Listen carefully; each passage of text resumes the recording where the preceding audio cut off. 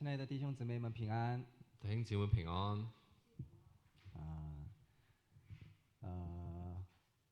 很巧，今天的这个背诵話語和今天主題話語碰到一起了。咁好巧合啦，今日嘅背誦話語同埋今日嘅內容啦，係關聯嘅。那我們開始聽話語之前呢，要設定個目標，對吧？我們的目標還是要讓我們的心火熱起來，火熱起來。咁我哋聽話語之前呢，我哋都係要設立翻我哋嘅目標啦。咁我哋嘅目標就係要火熱起身啦。我現在內心的溫度和聽完之後的溫度要有不同啊！我而家嘅溫度咧，同埋聽完話語之後嘅溫度啦，應該係唔同先至啱嘅。大家準備好了嗎？準備好未？好，那我們一起禱告。我一齊祈禱。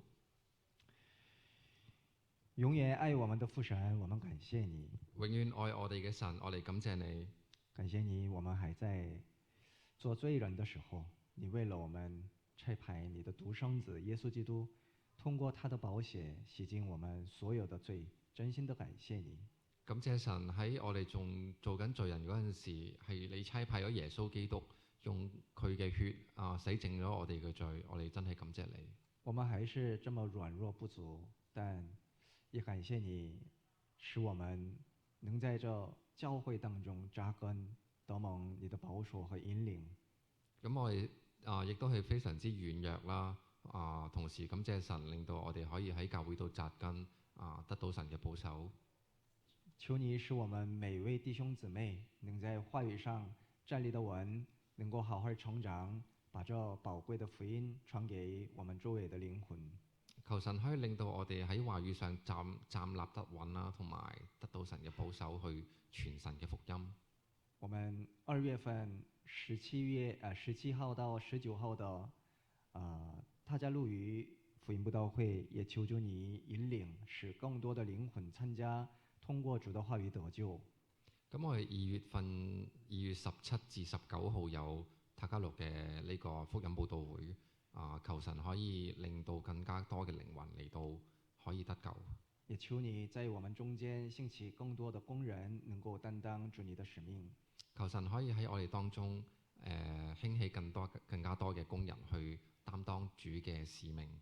願今天的話語能激勵我們，安慰我們。願今日嘅話語可以激勵我哋，同埋安慰我哋。求你主張我們每位的心。求神可以主張我哋每個人嘅心。禱告是奉愛我們的耶穌基督聖名祈求。奉愛我哋嘅耶穌基督之名祈求。阿門。阿門。好，我們翻開聖經馬太福音第4章。我哋打開聖經馬太福音第4章。馬太福音第4章的1節。馬太福音第4章1節。1節到11節。1到11節。馬太福音第4章1到11節。馬太福音4章1節到11節。找到了的話，我們一起來念一下。自己讀一讀啊。當時耶穌被聖靈引到曠野，受魔鬼的試探，他禁食40晝夜，後來就餓了。那試探人的近前來對他說：你若是神的兒子，可以吩咐這些石頭變成食物。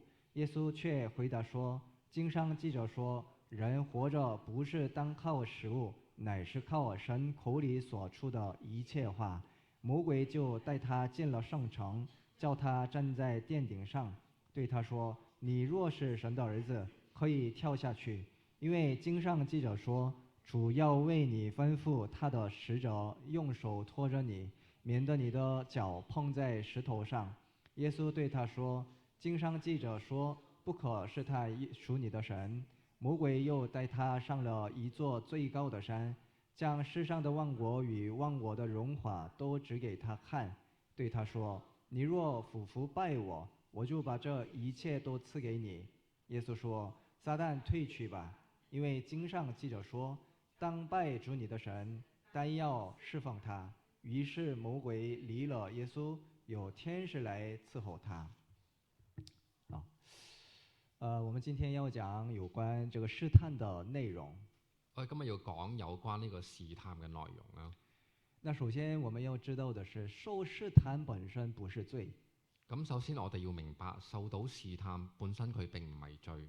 我们看到耶稣也受过试探所以我们可以知道这本身不是罪呀。咁耶穌同樣都係受過試探啦，所以我哋就可以知道受到試探本身就唔係罪。那么当我们人受试探的時候，我們真實的狀態和本質才會顯露出來，所以神才會給我們就是允許我們受試探。咁喺我哋受到試探嗰陣時，我哋真實嘅狀態同埋本質先至會顯露出嚟，所以神就允許我哋受到試探啦。還有只有勝過試探的人，才能為主做主的工。同埋唯有勝過呢個試探嘅人，先可以真正可以為主而作工。那麼我們都想要做主的工，魔鬼呢想要攔阻主的工，所以我們今年也會成為受試探的一年。咁我哋又想去做神嘅工啦。咁魔鬼呢，佢就中意去阻攔我哋啦，所以今年呢，亦都會係充滿試探嘅一年。而神會通過勝過試探的人來做他的寶貴的工作。咁神呢會通過嗰啲即係勝過試探嘅人去做呢個寶貴嘅工作。所以呢，我們了解人類所受的這個試探的本質是什麼，而且如何才能戰勝這個試探，這個是非常重要的。咁所以呢，我哋要去了解到人點解會受到試探嘅本質係啲乜嘢，並且我哋要知道點樣去戰勝呢個試探嘅方法，呢一點先至係非常至關重要嘅。所以今天讓我們一起來通過耶穌給我們展現的這個試探的榜樣呢，就一起來學習如何才能戰勝這個試探。咁今日呢，我哋又通過耶穌展現呢個戰勝試探嘅呢個榜樣啦，我哋要學習點樣去戰勝呢個試探啦。實際上這個耶穌受過試探這個事情本身是很讓人驚訝的事情因為耶穌是神嘛，神怎麼能受試探呢？咁其實耶穌受到試探呢件事本身就係好令人驚訝嘅，因為耶穌係神嚟噶嘛，神點會受到試探呢？那是因為耶穌暫時成為了真正的人所以耶穌帶着和我們一樣的肉體，這麼軟弱的肉體戰勝了這個試探的。咁係因為耶穌曾經係暫時成為咗人嘅樣，所以耶穌係帶住同我哋一模一樣嘅軟弱嘅肉體去到戰勝呢個試探嘅。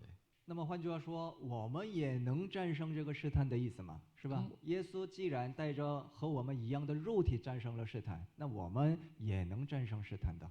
咁意思就係話，我哋同樣亦都係有呢個可能性去戰勝呢個試探，因為耶穌當時嘅肉體咧，同我哋其實係一樣嘅。所以耶穌現在在說你們看好了我是如何戰勝這個試探的，然後好好跟隨我吧。咁就好似耶穌喺度同我哋講緊啦，你睇睇我點樣做啦，你就跟着我學就得㗎啦。所以我相信大家只要今天好好聆聽今天的話語的話就能分辨我平時所受的試探是屬於哪一類的試探，然後也能應付這個試探的。咁如果今日你好好咁樣聽呢個內容啦，你就可以分辨出平時受到嘅試探屬於係邊一類嘅試探啦，並且你可以揾到應對呢個方法啦。那麼耶穌所受的這三樣試探有哪些呢？咁耶穌受到嘅三樣嘅試探係有啲乜嘢呢？就是魔鬼魔鬼跟他說吩咐這些石頭變成食物，然後從殿頂上跳下去。還有一個就是你若俯伏拜我的話我把這世上的萬國所有的榮耀都賜給你。咁呢三樣試探啦，第一就係令到呢個石頭變成餅啦，咁第二就係由呢個殿頂上面跳落去啦，咁第三就係向魔鬼下拜啦，咁魔鬼就將呢個萬國嘅榮華都俾耶穌啦。那我們仔細看這個耶穌所受的試探的話，就會發現啊，這些試探呢，涵蓋了人所能受的所有的試探。咁我哋仔細咁樣去觀察耶穌所受嘅試探啦，我哋會發現呢個係涵蓋咗我哋人生所有嘅試探啦。那就是肉體的情慾、眼目的情慾，還有今生的驕傲了。咁就係肉體嘅私慾啦，同埋眼目嘅私慾，同埋並且今生嘅驕傲啦。我們看一下約翰一書第2章。我哋睇睇約翰一書第2章。約翰一書第2章15節。約翰一書第2章15節。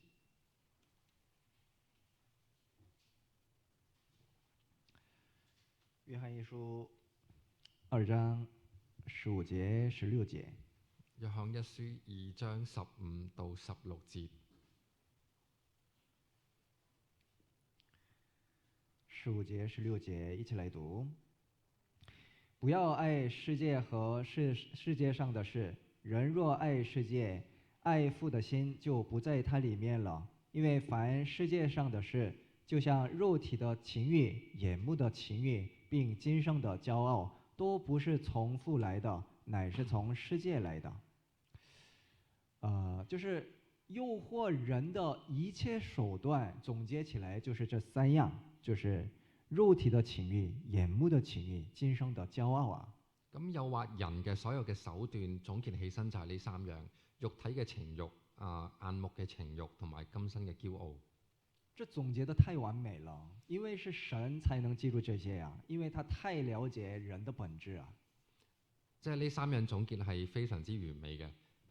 正係因為係神啦，所以先可以咁樣記錄到啦。因為佢非常之了解人類嘅本性。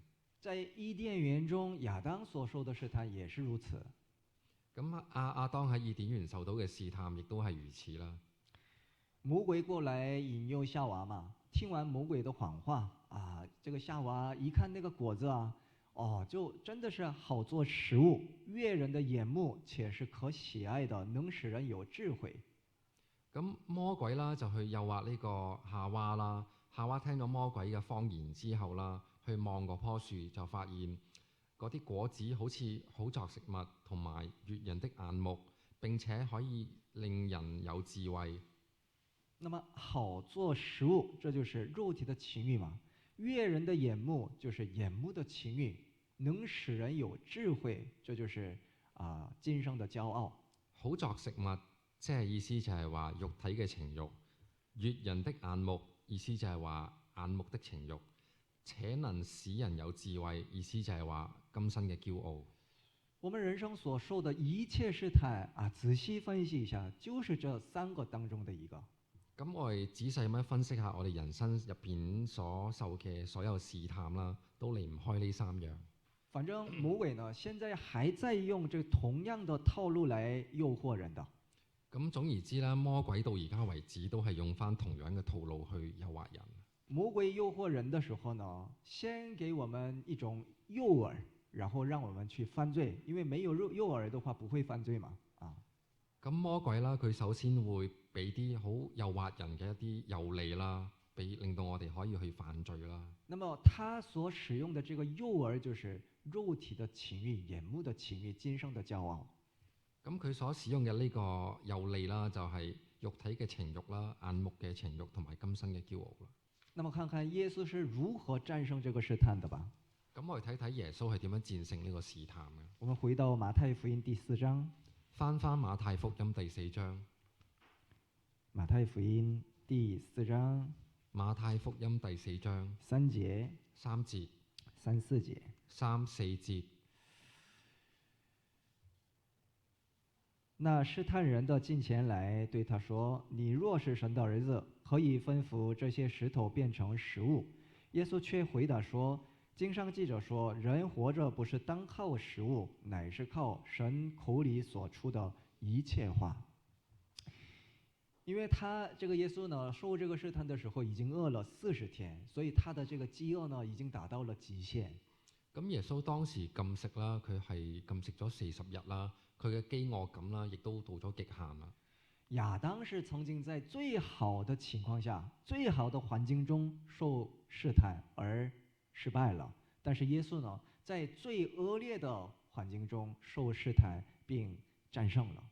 咁亞當喺當時啦，佢係喺一個非常之好嘅環境下邊受到試探並且失敗，但係耶穌咧係喺非常之惡劣嘅情況下受到呢個試探，同埋並且成功勝過呢個試探。人類最強烈的、最原始的這個慾望就是飢餓的嘛。咁人類最原始嘅呢個慾望啦，其實就係飢餓啦。所以魔鬼對他說呀：我給你滿足這生理需求他使用了這個誘饵。咁魔鬼啦就利用咗呢個滿足呢個生理需求呢個利啦，去誘惑佢啦。你這麼飢餓的狀態下，怎麼能做神的事情呢？你先吩咐這些石頭變成食物，好好吃，恢復體力之後，做神的工吧。咁佢就同耶穌話：你咁飢餓，你點樣去做神嘅工作呢？你可以先將呢啲石頭變成餅，跟住再恢復翻你嘅體力去做神嘅工作。那麼大家想一想這個時候耶穌吩咐石頭變成食物，為什麼成問題呢？咁我哋大家諗一諗啦，呢個時候佢叫耶穌將呢個石頭變成餅，咁究竟係有啲咩錯呢？難道神不讓他吃飯嗎？咁唔通神唔俾佢食飯咩？耶穌當然平時也吃飯他曾經也用5餅2魚來餵過5000多人嘛。咁當然啦，耶穌平時都食飯噶啦，而且佢仲曾經用5餅2魚去餵飽呢個5000人。但是在這個時候吩咐石頭變成食物，為什麼有問題呢？咁但係點解喺呢個時候即係吩咐呢個石頭變成餅就唔得呢？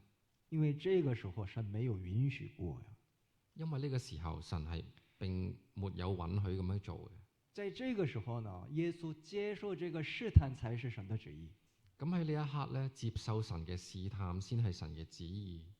所以如果他為了滿足自己肉體的需求而就擅自使用自己的能力的話，這就是為了肉體而背棄了神的旨意的。咁如果呢個時候為咗滿足自己嘅私慾而隨心所欲咁樣去使用呢啲能力，咁就係為咗肉體而背棄咗神嘅旨意啦。這個時候耶穌就說了一句話，4節，耶穌卻回答說：經上記着說，人活着不是單靠食物，乃是靠神口裡所出的一切話。咁呢個時候耶穌就講咗句話啦，就係4節入邊講到，耶穌卻回答說：經上記着說，人活着不是單靠食物，乃是靠神口裡所出的一切話。耶穌使用非常精準的話來戰勝了魔鬼的試探。耶穌就用非常之精準嘅話語戰勝咗魔鬼嘅試探。說人活着不是單靠食物，這句話的意思是，當然人有肉體，所以也有肉體的需求，滿足他的也不是犯罪的。咁耶穌就話人靠着不是單靠食物，咁當然人有肉體嘅需求啦，滿足呢啲咁嘅嘢其實亦都係有必要嘅。但是呢，接下來說，乃是靠神口裡所出的一切話，意思就是還有比這個肉體的需求更重要的，那就是成就神的旨意的。咁跟住嚟呢，就有講到，乃是靠神口裡所出的一切話。咁呢句話啦就更加有意義、更重要啦。咁係成就咗神嘅所有話語而活。靠神口裡所出的一切話，靠神的話語生活是什麼意思呢？就是成就神的話語，順從神的話語而生活的意思。咁靠神靠話語活嘅意思係啲咩呢？就係成就話語同埋順服呢個話語啦。那如果肉體的需求和神的話語發生衝突的話，要怎麼辦呢？咁如果當我哋肉體嘅需求同埋神嘅話語發生咗衝突，咁我哋應該點算呢？答案就是要遵從神的話語。咁答案就係必須先遵從呢個神嘅話語啦。所以有時候神會允許我們肉體的需求無法滿足的狀態。所以神有陣時會允許我哋嘅肉體就係一種未被滿足嘅狀態啦。用來考驗我們的心的。係用嚟考驗我哋嘅心。比如說，我處於經濟上非常困難的情況，连这个房租都交不起，连孩子们教育费都没有，这样的情况下，只要稍微昧着良心的話，就能解決這些困難的問題的話，我要怎麼做呢？咁譬如話啦，我嘅經濟咧非常之困難啦，又冇錢交租啦，又冇錢供仔女讀書啦。咁呢個時候，如果只要我稍為背住我自己嘅良心去講個大話，就可以解決生活嘅困境，咁你會點做呢？如果有人推薦我一份非常好的工作，薪水非常高，但是主日必須要上班，那我要怎麼辦呢？咁如果呢個時候有一份人工好高嘅新嘅工啦，同埋佢必須即係星期日啦、主日必須要上班嘅，咁你會點做呢？這些就等於使石頭變成食物的這種誘惑呀。咁其實呢啲例子就等同於將石頭變成餅嘅誘惑啦。我們即使肉身上有再多的困難，我們也不能選擇不符合神的旨意的道路啊。咁無論我哋嘅肉體係有幾咁困難啦，我哋亦都唔可以行嗰條違背神旨意嘅路啦。還有，我就是結束了一天忙碌的一天，然後剛要下班，這個時候就突然想起了，今天有聚會，晚上有聚會，要參加呢，還是回家呢？會不會有這種糾結呀？咁仲譬如話啦，我今日係返工返咗好攰啦，咁突然間我諗返起，我今晚有喺教會有聚會喎，咁我係參唔參加呢？會唔會好糾結呢？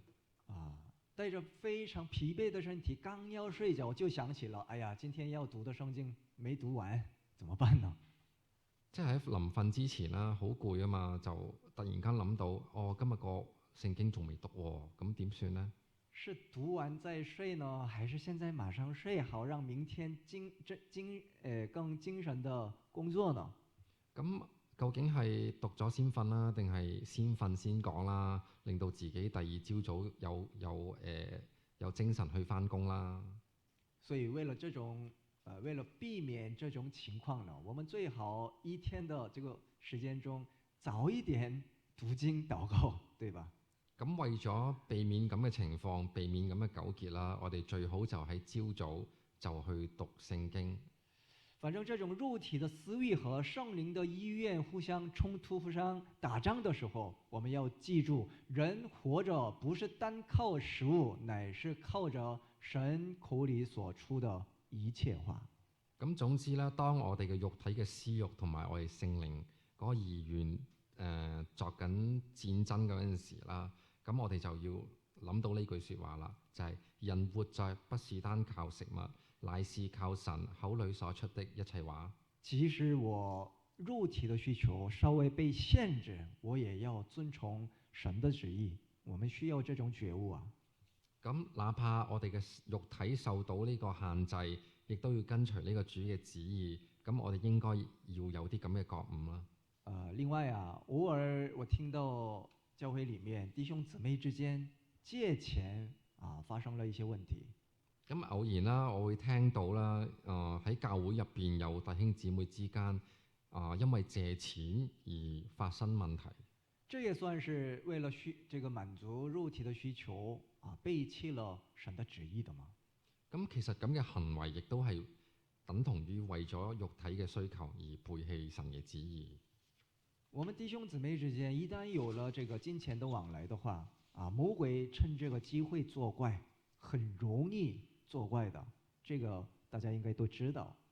咁其實弟兄姊妹之間一旦有呢個金錢嘅來往啦，咁魔鬼就好快可以去趁虛而入啦，從中作怪啦，大家應該都明啦。所以就算有困難的情況我們也不要依靠人，要學會單單依靠神而突破嘛。咁就算我哋嘅環境再困難啦，我哋都要學識點樣唔去依靠呢個人，我哋淨係依靠神去突破。寧可找銀行或者雇主借錢但也不要找這個教會的弟兄姊妹們借錢。咁我哋寧願去揾銀行或者自己個雇主度借錢，都唔好去揾教會嘅弟兄姊妹借錢啦。我自己也曾經經歷過就是各種經濟上的困難啊。咁我自己本人啦，亦都曾經經歷過好多經濟上面嘅困難啦。但直到現在沒有餓死呀，活得好好的。只不過到而家為止啦，我都冇餓死啦，仲生活得非常之好啊。我也從來沒有跟我們弟兄姊妹借錢過。我亦都從來冇試過同弟兄姊妹去到借錢啦。我親身經歷了，神一定會供應我的。我親身嘅經歷過就係神一定會供應我嘅。神說過他會負責我們吃我們穿，所以我們一定要相信這個應許啊。神有講過佢會負責我哋嘅吃同埋着，就請相信呢句説話啦。人活着不是單靠食物，乃是靠神口裡所出的一切話。人活着不是單靠食物，乃是靠神口裡所出的一切話。還有第二個試探，我們看一下。同埋有第二個試探啦，我哋睇一睇。第5節到7節。馬太福音嘅4章第5至7節。魔鬼就帶他進了聖城，叫他站在殿頂上，對他說：你若是神的兒子，可以跳下去。因為經上記着說，主要為你吩咐他的使者用手托着你，免得你的腳碰在石頭上。耶穌對他說，經上又記着說，不可試探主你的神。魔鬼讓耶穌站在耶路撒冷城的這個聖殿殿頂上，然後跟他說，你可以跳下去。咁魔鬼呢，就將耶穌帶到呢個耶路撒冷呢個聖城呢個殿頂上面，就叫佢跳落去啦。那麼這個時候耶穌真的從殿頂上跳下去的話，會發生什麼事情呢？咁如果呢個時候耶穌真係從呢個殿頂上面跳落去，咁會發生啲乜事呢？在聖殿下面的人，很多人都會大吃一驚啊，然後就彌賽亞終於出現了，這種信息會瘋傳的嘛。咁下邊啲人啦，全部都會大嚇一跳啦，就會話彌賽亞出現了。咁呢個消息咧就會咁樣瘋狂咁樣傳俾其他人啦。耶穌一夜子就成為大明星，然後能獲得人的這個極高的人氣。咁耶穌就會即刻變成咗大明星啦，同埋獲得呢個極高嘅人氣啦。這就是魔鬼的誘惑呀！你不用選擇那個痛苦的十字架呀，你用華麗的神蹟奇事來顯露出你的身份吧。呢個就係魔鬼嘅誘惑啦，就你唔使行嗰條痛苦嘅十字架之路啦，你用呢個華麗嘅神蹟去顯露自己嘅身份啦。通過這些來讓他凸顯自己，吸引人的關注。就係用呢啲咁嘅事啦，去凸顯自己啦，吸引人嘅關注啦。這就是今生的驕傲嘛，想要被人認可，想要被人尊敬，然後成為大人物。呢個就係今生嘅驕傲啦，呢個試探，想要俾人哋認可啦，俾人哋尊敬啦，成為呢個大人物嘅慾望啦。其實這種慾望，所有人都有。其實每個人呢，即係每個人呢，心入邊都有咁嘅慾望。但如果不好好的克制這種慾望的話，就會敗壞神的事情。咁如果我哋控制唔到啦，就會敗壞咗神嘅工作啦。在教會裡面，我們做服事或者傳道的時候，有沒有想要表現自己的這種想法呢？咁我哋喺教會度服事啦，或者係傳道嗰陣時啦，我哋心入邊有冇話想表現自己咁嘅諗頭呢？想要被人認可，想得到稱讚的這種想法，誰都有啊。即係想要俾人哋認可同埋得到呢個稱讚，其實個個都會有㗎啦。如果說我沒有這樣的話，這是謊言啊，都有，但是關鍵在於能不能克制它。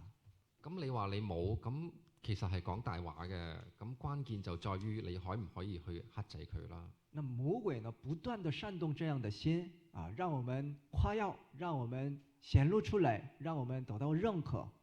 咁魔鬼咧就一直咁樣煽動我哋咁樣嘅心啦，就叫我哋去誇耀啦，去顯擺啦，去獲得呢個認可啦。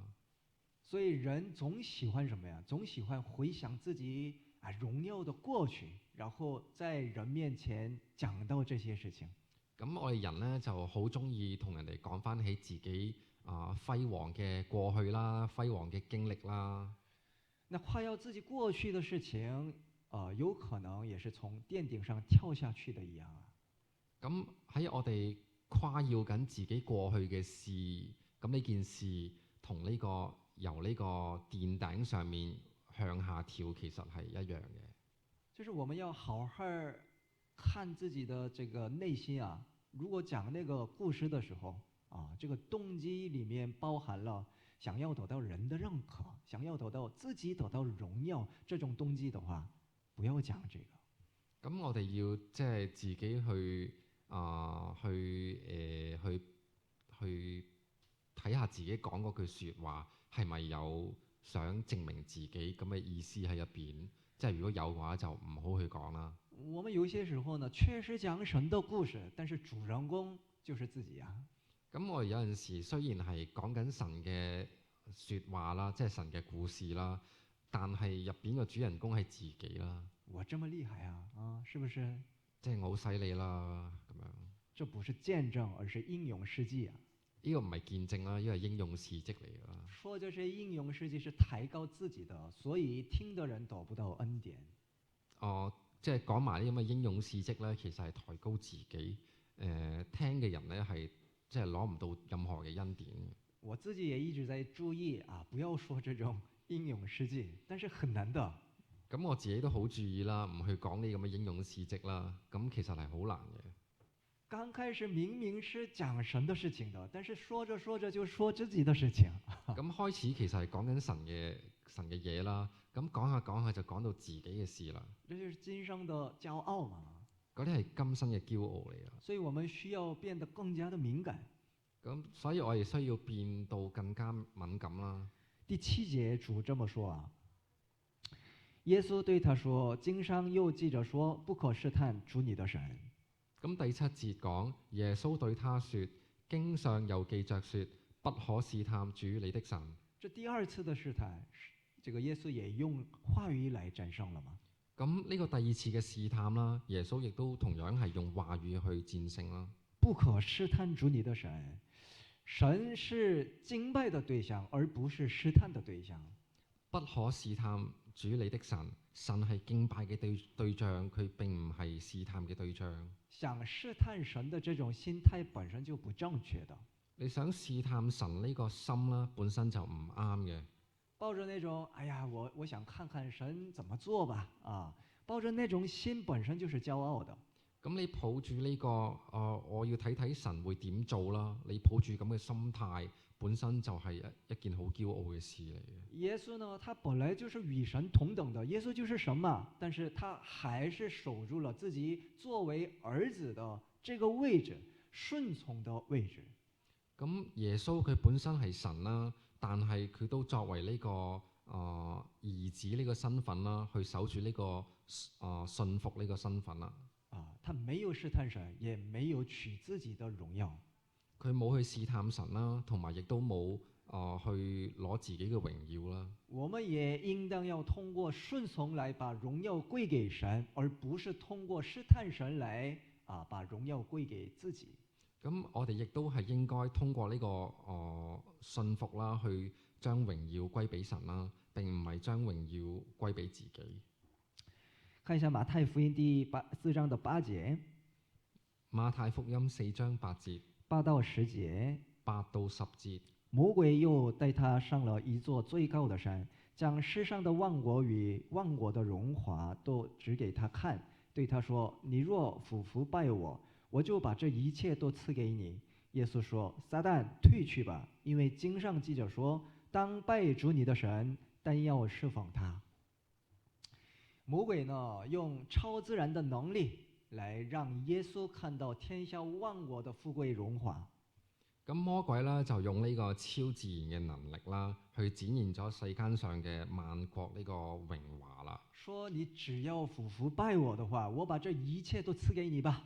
咁佢同耶穌話啦：你只要俯伏拜我啦，我就將呢啲咁嘅一切所有嘅一切都俾你啦。本來這個世界的統治權是神賜給亞當的嘛，但是亞當因為失敗了，所以這個統治權就落到了魔鬼的手中。咁原本呢個世界呢個統治權啦，原本係俾呢個亞當嘅。咁亞當失敗咗之後啦，呢個權力就落到呢個魔鬼嘅手上啦。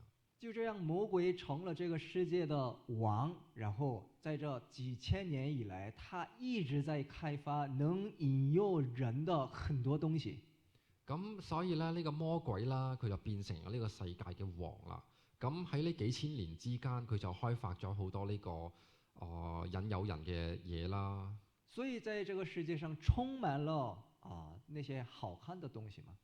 所以呢個世界上咧就充滿晒好多好睇嘅嘢啦。魔鬼用那些富貴榮華物質上的一切來刺激人的佔有慾，用視覺的華麗來誘惑人。咁佢又利用咗呢個世界上嘅榮華富貴啦，同埋啲物質去刺激人嘅佔有慾啦，同埋亦都即係用視覺上面嘅華麗去誘惑人啦。這就是眼目的情慾嘛。呢個就係眼目嘅情慾啦。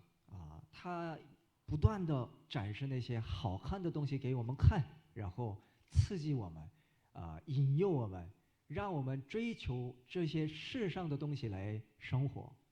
咁佢係不斷咁樣展示啲好睇嘅嘢啦，令到我哋可以去追求，同埋令到我哋去享受咁嘅華麗咁嘅生活。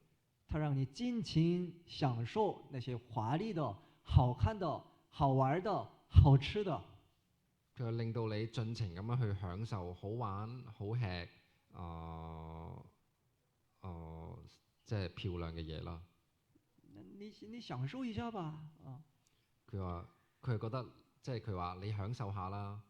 剛才那個肉體的情慾是指我們無法滿足我們肉體的基本這個要求的時候受的試探，而這個眼目的情慾呢，有充足的吃的、喝的、穿的，但是還想擁有更多的、更華麗的、更好的。咁我哋頭先講到呢個肉體嘅情慾就係即係基本嘅需求得唔到滿足嗰陣時嘅試探。咁呢個眼目嘅情慾就係我哋本身已經係滿足嘅情況下，仲加上去擁有更多嘅嘢。那耶穌怎麼戰勝了呢？咁耶穌係點樣戰勝嘅呢？4章10節。4章10節。耶穌說：撒旦退去吧，因為經上記着說，當拜主你的神，但要侍奉他。耶穌說：撒旦退去吧，因為經上記着說，當拜主你的神，單要侍奉他。他明確了要侍奉的對象。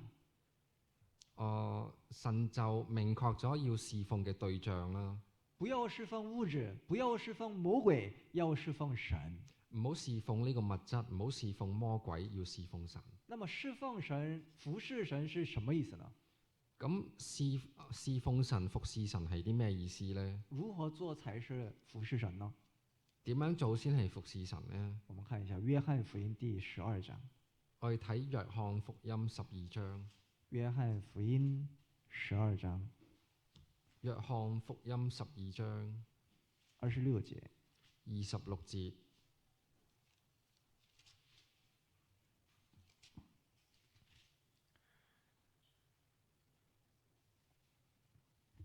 26節，我們一起來讀。自己讀啊。若有人服侍我，就當跟從我。我在哪裡，服侍我的人也要在那裡。若有人服侍我，我父必尊重他。若有人服侍我，就當跟從我。服侍主的事情，就是跟隨主所走過的道路的。若有人服侍我，就當跟從我。侍奉主其實就係跟隨主所行嘅路，行過嘅路。什麼是服侍主呢？主在哪裡，我也在那裡，就是服侍主的。咩叫服侍主呢？主喺邊度，我就喺邊度，咁樣先至係叫服侍主啦。那麼主在哪裡呢？主走過的道路是怎樣的一條路呢？咁主喺邊度呢？主行過嘅嗰條路係一條點樣嘅路呢？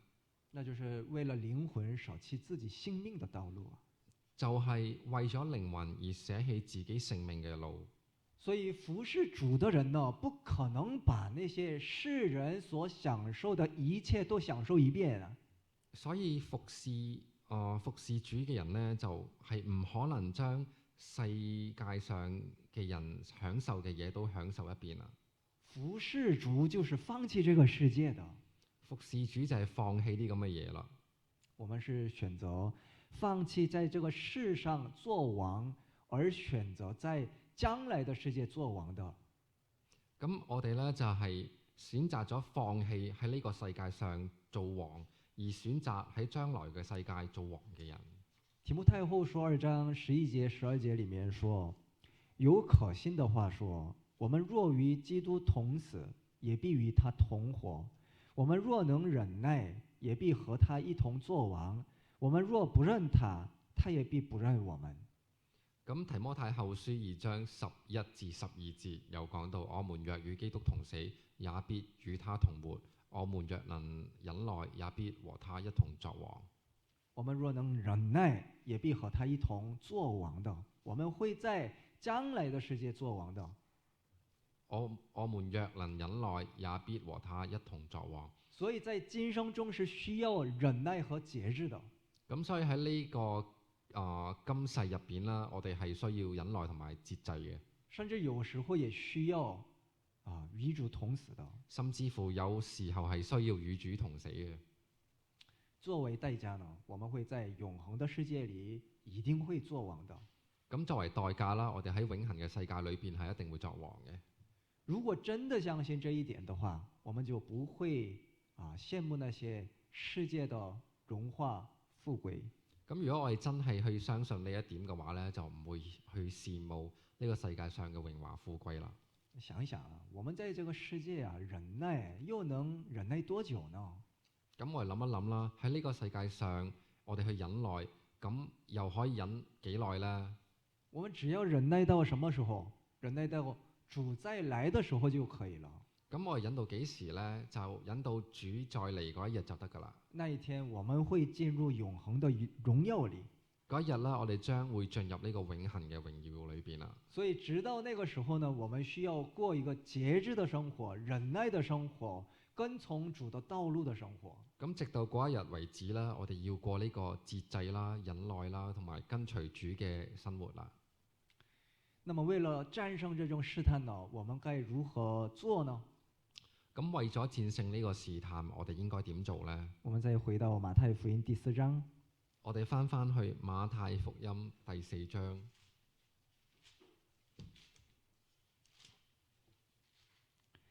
4章4節。4章4節，馬太福音。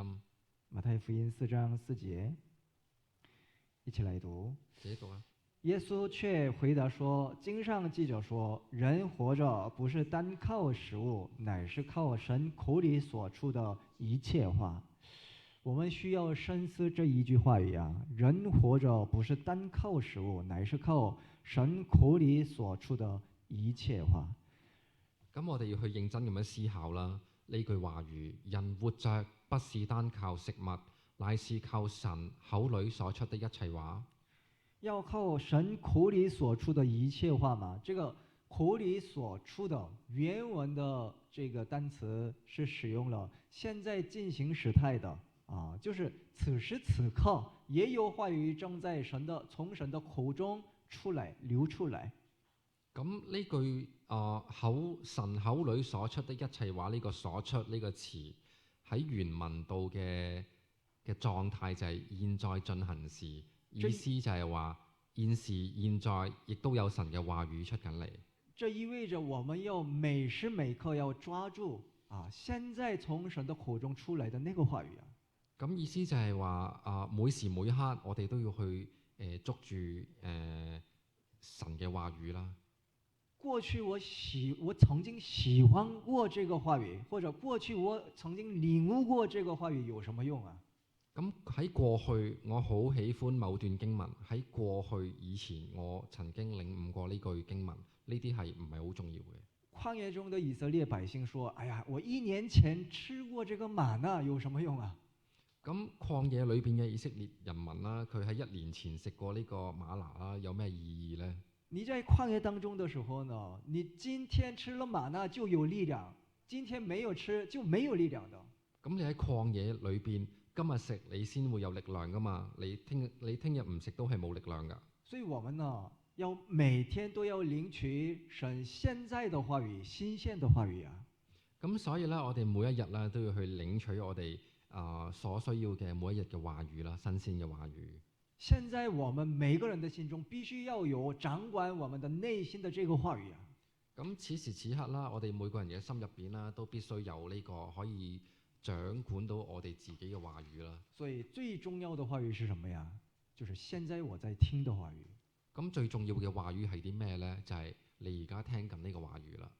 而且耶穌還說呀，乃是靠神口裡所出的一切話，不是一部分的話語，而是一切神的話語。而且咧，神咧就話，乃是靠神口裡所說的一切話，唔係部分喎，係全部。人活着不是單靠食物，乃是靠自己喜歡的一切話，是不是這樣的？人活着不是單靠食物，乃是靠自己中意的話語而活着，係咪咁嘅先？當然不是啊。咁當然唔係啦。哪怕不合自己的胃口，也得順從所有的話語啊。哪怕係唔合自己嘅胃口啦，我哋都要去順從呢個話語啦。因為部分的順從不是真正的順從。因為部分嘅順從唔係真正嘅順從。逾越節的羊羔呢，要帶着它的頭、腿、五臟，用火烤了吃。逾越節呢個羊羔啦，係要求連呢個頭同埋腿啦，同埋內臟啦，都要用火烤嚟食。這是什麼意思呢？逾越節的羔羊就是耶穌基督嘛？為什麼要帶着頭、腿、五臟都要吃呢？咁呢個咩意思呢？呢個逾越節呢個羊羔係代表耶穌啦。咁點解連呢個頭啊、腿啊、內臟都要一齊食呢？我們要參與到耶穌基督裡面，我們要吃的是耶穌基督的全部，而不是一部分。咁我哋要參與到呢個耶穌基督裏邊啦，我哋要將呢個耶穌基督嘅全部都食低啦，唔係話一部分啦。所以我們不但要順從合我的胃口的話語，還要順從扎我的良心的，讓我不舒服的這樣的話語，也都要順從。咁唔單單係嗰啲我自己本身中意嘅話語，同埋嗰啲照明我嘅良心，我唔中意嘅話語，我都要去順從。如果你只順從一部分的話語，然後無視剩下的話語的話，魔鬼會趁這個機會作怪的。咁如果你淨係中意自己所中意嘅話語啦，唔去順從其他話語，咁魔鬼喺呢個時候就會作怪啦。所以我們參與到整體的基督裡面，這才是戰勝試探的方法。所以我哋真正咁樣參與到呢個整體嘅基督裏邊啦，先至係勝過呢個試探嘅方法啦。還有呢，當魔鬼引誘人的時候呢，他的基本戰略就是讓人產生混亂的。咁當呢個魔鬼去引誘人嘅時候啦，佢嘅基本呢個戰略啦，就係令到人去產生混亂啦。所以有兩個魔鬼經常使用的詞啊，第一個就是神豈是真說，第二個就是你若是。咁魔鬼最擅長講嘅兩個詞就係神豈是真的說，同埋如果。在伊甸園裡，魔鬼誘惑這個夏娃的時候，怎麼說的呢？神豈是真說不許你們吃園中所有的果子呢？果子嗎？咁喺呢個伊甸園裏邊啦，佢又問夏娃啦：神豈是真說唔准吃所有果子嗎？魔鬼對耶穌怎麼說呢？你若是神的兒子，怎麼地？咁佢對耶穌就話：你若是神的兒子，就點點點啦。這神豈是真說和你若是這兩種話呢，是讓人產生懷疑的。神豈是真說同埋你若是呢兩個詞啦，就容易去令人去懷疑啦。真的是這樣嗎？真的是這樣嗎？萬一不是怎麼辦呢？係咪真係咁呢？係咪真係咁呢？咁萬一唔係呢？這真的是神的話語嗎？神真的是這個意思嗎？呢個係咪真係神嘅話語先？神係咪真係咁嘅意思啊？真的連仇敵也要愛嗎？這我看來這個根本人做不到的事情吧？係咪真係連仇敵都要去愛佢啊？好似人類做唔到喎。但不可能的事情的話，神不會命令你的。咁如果你做唔到係冇可能嘅話呢，神係唔會去命令你嘅。要抵擋罪惡，抵擋到流血的地步，這個時候主會幫助你的。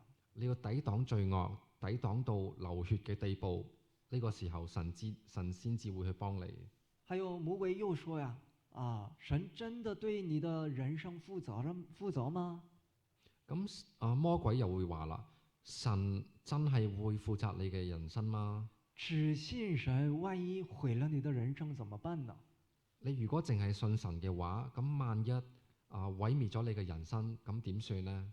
所以神在聖經中記錄了那麼多的單靠主而得到榮耀的人嘛。咁所以點解呢？就係神喺聖經入邊呢，就記錄咗咁多單依靠神而得到榮耀嘅人啦。所以我們不要被這種魔鬼的套路所騙啊。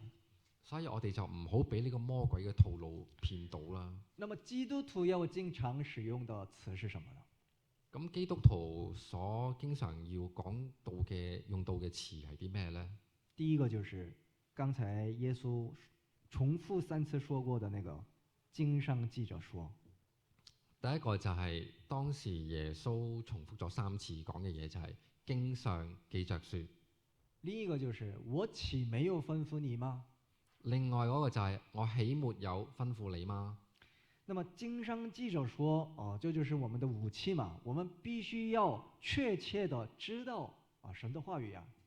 咁經上記着說，咁呢句詞就係我哋嘅武器啦。你必須知道，明確咁樣知道呢個話語不要讓它被遺忘啊。唔好令到佢去即係被遺忘啦。當我們受試探的時候，如果想要使用這個話語的話，你大概了解的這個話語能不能使用呢？咁當我哋受到呢個試探嗰陣時，我哋想用嗰個話語，我哋大概知道嗰個話語，咁嘅話語就唔好去用啦。大概了解的話語呢，當你遇到這個困難的時候你不能用上它。當你即係遇到呢個困難嘅時候，你所知道嗰個大概意思嘅話語啦，就最好唔好去用佢啦。只有無限反覆背誦過的話語，才能在你真正的危機瞬間自然地蹦出來。只有嗰啲係你反覆咁去背誦嗰啲話語啦，先至會喺呢個危機嘅時候跳出嚟啦。所以我們要多背誦話語啊。所以我哋要多啲咁樣去背誦聖經啦，聖經嘅話語。還有我們看一下約書亞記第1章。約書亞記1章。約書亞記第1章。約書亞記1章9節。9節。1章9節。1章9節。約書亞記。我們找到了嗎？約書亞記1章9節，我們一起來讀。我豈沒有吩咐你嗎？你當剛強壯膽，不要懼怕，也不要驚慌，因為你無論往哪裡去，耶和華你的神必與你同在。我豈沒有吩咐你嗎？其實這句話就是我們所有苦惱的終點站了。我豈沒有吩咐你嗎？其實呢句話係我哋所有煩惱嘅終點站。神吩咐過我，那就完事了，不用思考。神吩咐過我，咁其實就係咁多噶啦，唔使再去思考噶啦。我為什麼要在香港呢？大家有沒有思考過這個問題啊？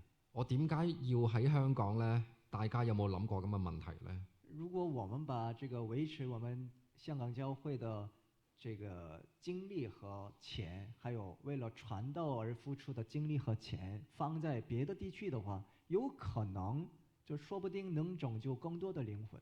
咁如果我哋將我哋喺香港教會所用嘅金錢啊，所用嘅精力啊，擺到第二度啦，咁話唔定啦，可以即係令到更多嘅靈魂得救啦。還有當我們看到那些比較大型的教會的教会里面过信仰生活的那些弟兄姊妹的时候呢，他们的生活和我们的生活呢稍微不一样嘛。看到和我們不一樣的這個樣子的時候呢，可能會產生羨慕的心。咁有陣時我哋見到啲大嘅教會啦，即係入邊啲人啦，佢哋過緊嘅生活啦，同我哋有所唔同啦。咁我哋甚至乎我哋有陣時會去羨慕啦。咁有啲咁嘅諗法之後就會亂啦。所以有時候我們就感到混亂啊！我為什麼要在這裡呢？咁有陣時我感覺到好混亂啦，我點解會喺呢度呢？其實我們不用糾結呀，糾結了，如果你糾結很久，你只能失去你信仰的動力而已。咁其實我哋冇必要去糾結啦，我哋糾結耐咗之後啦，淨係會令到我哋嘅信仰生活失去咗動力啦。我們只要想這一句話就可以：我豈沒有吩咐你嗎？我哋就諗一件事就夠噶啦，我豈沒有吩咐你嗎？對啊，神吩咐我在這裡，那就夠了。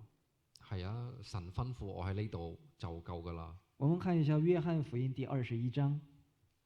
約翰福音21章。21章的18節。21章18節。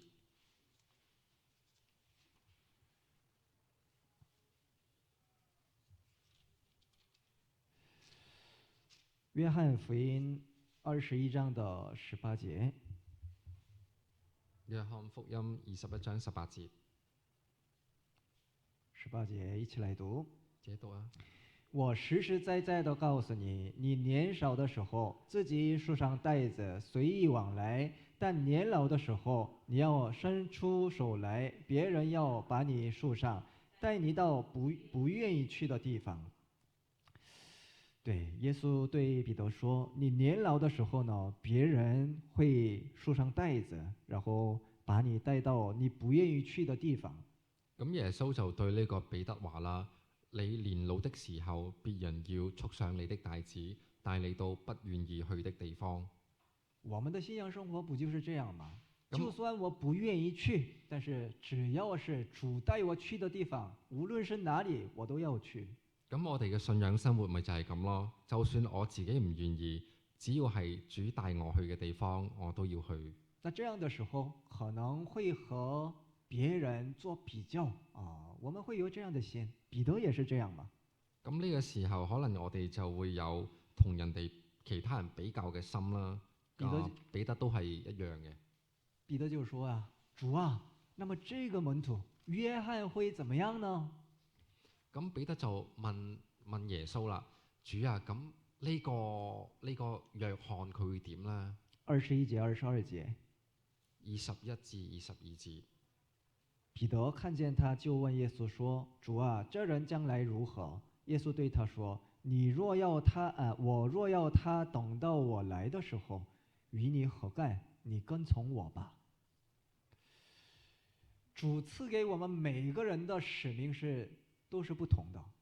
咁主俾我哋每一個人嘅使命都係唔同嘅。那主呼召我的位置，豈不是這裡嗎？咁主呼召我嘅位啦，咪就係呢度啦。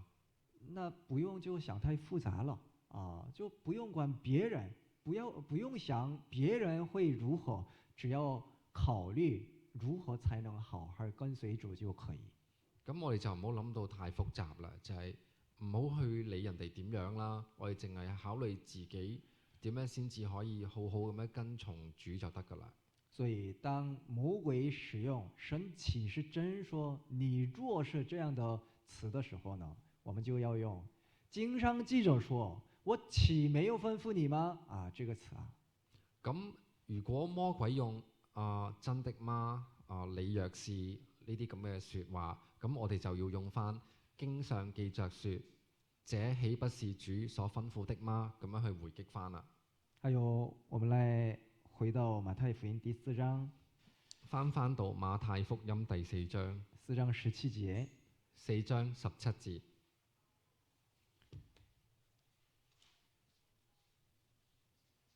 ，17節一起來讀。自己讀啊。從那時候，耶穌就傳其道來說：天國近了，你們應當悔改。這句話中我們可以看到，当主耶稣战胜魔鬼一切的诱惑之後，他才開始了他的公職生涯。咁喺呢句經文度，我哋可以睇得出啦，耶穌係喺戰勝咗呢個試探之後，先開始佢嘅公職生涯。那如果他輸給魔鬼的話，會是怎樣呢？他就失去了能做神的工作的這個資格了。咁如果耶穌佢輸俾魔鬼，咁會點呢？咁佢就會失去咗呢個做呢個神工作嘅呢個資格啦。同樣啊，我們也是一樣的。戰勝魔鬼的試探的人，才能成為主的工人，才能做主的工的。咁同樣啦，我哋都係一樣嘅，唯有勝過試探嘅人啦，先至可以成為主嘅工人，作主嘅工。還有做主的工人來做工的這個過程當中，也是如此。如果我們在試探中跌倒的話，就有可能會失去工人的這個資格呀。同埋而且咧，喺我哋作工嘅過程當中啦，都係一樣嘅。如果我哋跌倒啦，喺呢個過程當中，咁亦都可能會喪失我哋做工嘅呢個資格。所以使徒保羅也曾經說過嘛，他攻克己身，叫神服我。所以使徒保羅都有講到啦，要攻克己身，叫身服我。我們看一下哥林多前書第9章。哥林多前書9章。哥林多前書第9章的27節。哥林多前書9章27節。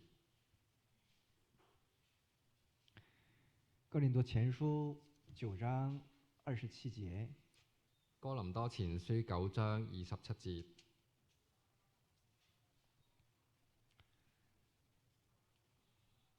27節，哥林多前書9章27節，一起來讀。一起讀啊！我是攻克己身，叫身服我，恐怕我傳福音給別人，自己反被棄絕了。啊，這麼偉大的使徒也有可能被棄絕的話，何況我們是怎麼樣呢？咁連咁偉大嘅使徒啦，佢都擔心自己被棄絕啦。咁我哋又會點呢？那麼這裡說被棄絕了，這是什麼意思呢？不是說失去救恩，而是說失去工人的資格。咁呢度講到呢個棄絕啦，係咩意思呢？並唔係話你失去咗救恩，而係失去咗作神工人嘅資格。如果你失去這個資格的話，主不再使用你了。意思就係話主不再使用你。使徒保羅呢，因為明知道這一點，所以他也是不斷地攻克己身啊。咁使徒保羅啦，佢都亦都係非常知道呢點啦，所以佢就不斷咁樣去攻克己身啦。我們在試探當中失敗的話，也有可能無法被主貴重的使用。咁如果我哋喺試探當中失敗嘅話啦，我哋亦都有可能冇辦法俾主所使用啦。所以我們需要激烈的征戰，還有為了這個征戰的訓練過程。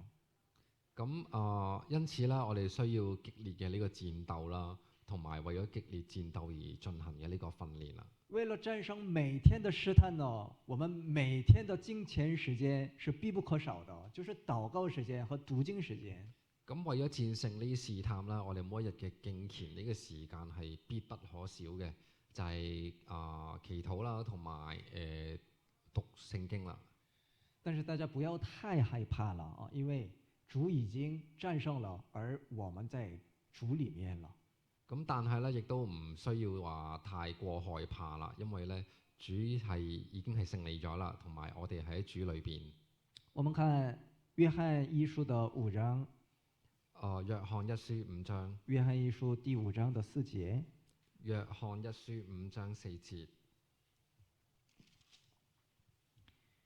約翰一書5章4節。約翰一書5章4節。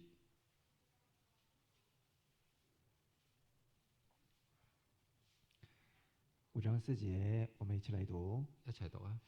因為凡從神生的，就勝過世界；使我們勝了世界的，就是我們的信心。因為凡從神生的，就是在主耶穌裡面的，是勝過世界的。因為凡從神生的喺耶穌裏邊嘅人呢，係勝過世界嘅。我們基督徒有沒有失敗的時候呢？咁我哋基督徒啦，有冇失敗嘅時候呢？有沒有在就是輸給魔鬼的時候呢？我哋有冇輸俾魔鬼嘅時候呢？沒有嗎？冇咩？有吧？肯定有啦。但是呢，一定要記住，我們雖然有時候失敗，但是呢，我們得勝才是我們的默認值啊。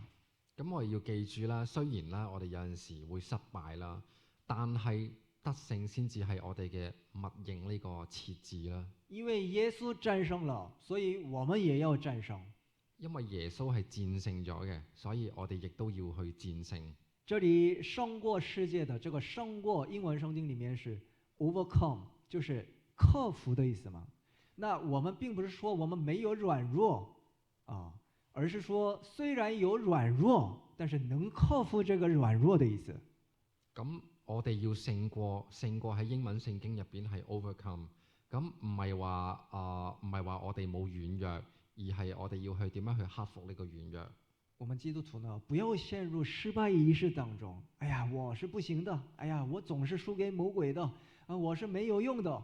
不要這樣，神如果看到你這樣的話，就會傷心的。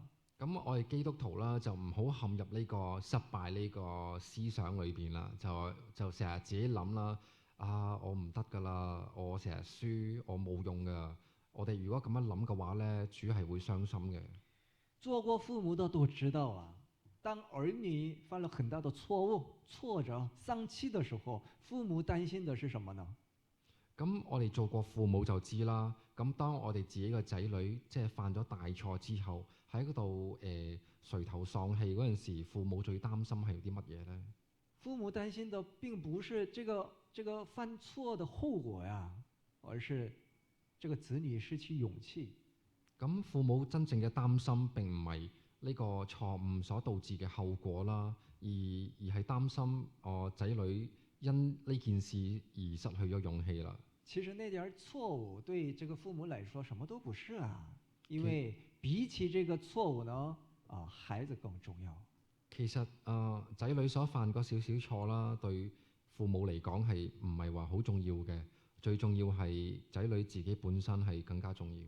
所以父母就希望看到孩子不要失去勇氣，重新站起來，要重新挑戰的樣子。咁父母想見到自己仔女就係唔好去喪氣啦，要重新振作，繼續挑戰個樣啦。那連這不完美的人的父母尚且這樣的話，何況我們完美的神會是如何看待我們呢？咁連呢個唔完美嘅父母都係咁樣諗，咁我哋完美嘅神又會點樣去睇我哋呢？當我們犯錯的時候，神希望看到什麼呢？神不希望看到我們灰心喪氣，而希望看到我們盡快走出來，重新振作。咁喺當我哋犯錯之後啦，神係唔希望見到我哋灰心喪志啦，佢係希望我哋可以盡快行翻出嚟，重新振作。基督徒為什麼能勝過世界呢？因為有着主的無限的愛呀。咁我哋基督徒啦，點解可以勝過呢個世界呢？就係因為有主無限嘅愛啦。所以就算跌倒，因為有主的愛，所以我們能重新站起來的。咁就算跌倒啦，因為主嘅愛，我哋亦都可以重新企翻起身。相信心中有着主愛的人呢，一定能勝過試探，而被主貴重的使用。咁我相信啦，心入邊有主愛嘅人啦，一定可以勝過試探，並且成為主所貴重使用嘅工人。好，我們禱告。我哋禱告啦。永遠愛我們的神，我們感謝你。永遠愛我哋嘅神，我哋感謝你。感謝你給我們這永遠的愛。感謝你俾我哋呢個永遠嘅愛。我們雖然在這個世界當中經常受試探，但我們能靠着主的能力，能站立得穩，能勝過所有的試探。咁雖然我哋喺呢個世界上經常會受到好多嘅試探，但係我哋靠着神，希望會戰勝呢啲咁嘅試探啦。求你賜給我們智慧，使我们能有智慧，能靠着神口里所出的一切話而戰勝魔鬼所有的試探。求神可以賜俾我哋智慧，令到我哋可以從神口裏邊嘅説話去戰勝啲咁嘅試探。禱告是奉愛我們的耶穌基督聖名祈求。禱告係奉我主耶穌基督之名祈求。阿門。阿門。結束的讚美是93首。